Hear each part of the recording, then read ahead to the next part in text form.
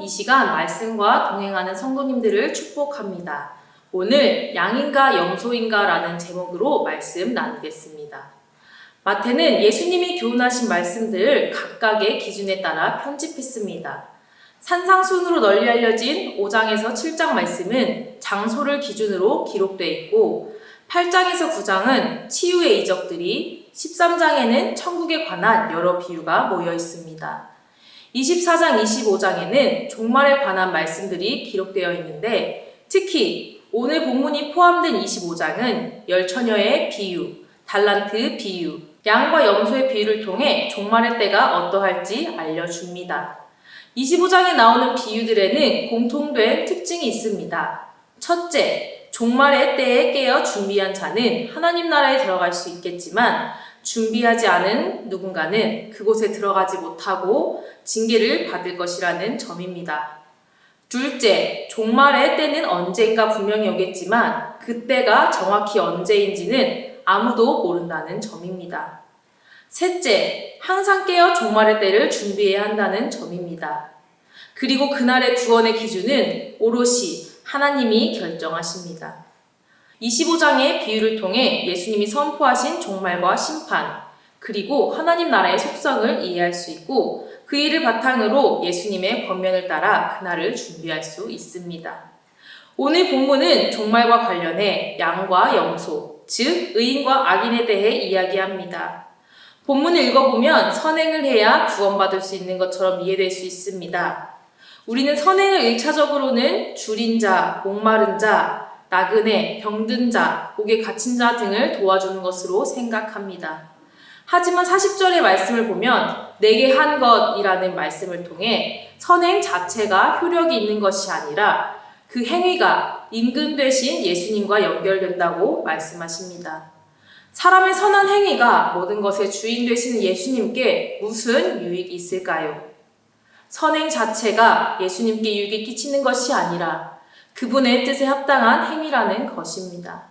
또한 예수님의 뜻에 합당한 행위를 하기 위해서는 하나님의 마음을 헤아려야 합니다. 이 헤아림은 사랑과 경에서 나오는데요. 이를 고려할 때 예수님은 행위가 아닌 행위로 드러나는 그 마음을 보시는 것을 알 수 있습니다. 따라서 심판의 때 영생을 얻기 위해서는 임금의 뜻에 관심을 기울이고 그분의 뜻에 따르는 삶을 살아야 합니다. 최종적으로는 주님의 뜻에 따르는 삶은 예수님을 하나님의 아들이요 구주로 영접하는 믿음에서 시작합니다. 이러한 믿음에 근거한 순종의 삶을 사는 사람이 하나님이 말씀하시는 의인입니다. 우리는 살아가면서 원하든 그렇지 않든 선택을 하며 살아갈 수밖에 없습니다. 선택할 때는 기준이 있어야 합니다. 사람들은 모두 나름의 기준을 가지고 인생을 살아갑니다. 그런데 인간은 죄인이기에 기준이 온전하지 못합니다. 따라서 우리는 자기 생각과 경험 혹은 세상에서 기준을 찾을 것이 아니라 하나님이 주신 기준을 받아들여야 합니다. 그러기 위해서는 먼저 하나님의 살아계심을 인정하고 그분이 우리의 주인이시며 구원자이심을 깨달아야 합니다.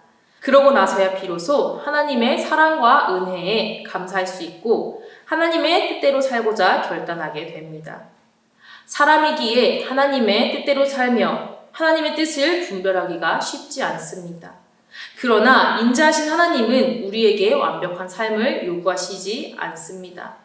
하나님께 초점을 맞추는 것만으로도 의인이라 인정해 주십니다. 그렇기에 우리는 자기 중심적인 생각과 태도를 내려놓아야 합니다. 내 이익, 내 기준, 내 방법, 그것으로 선택과 결정을 하겠다는 욕심을 내려놓고 하나님께 초점을 맞추며 살기를 결단할 때 하나님의 뜻을 드러내며 하나님의 영광을 위해 살 수 있습니다. 말씀을 정리합니다. 우리는 혈통이나 율법적 행위가 아닌 오직 믿음으로 구원을 받습니다. 그런데 예수님이 말씀하신 믿음은 입으로만 주장하는 것이 아닌 하나님의 뜻을 알고 그 뜻에 순종하는 것까지 포함입니다. 하나님은 우리가 하나님과의 수직적 관계와 더불어 사람들과의 수평적인 관계에서도 온전하기를 요구하십니다. 하나님의 바람은 단순히 도덕적 선행의 차원에 머물러 있지 않습니다.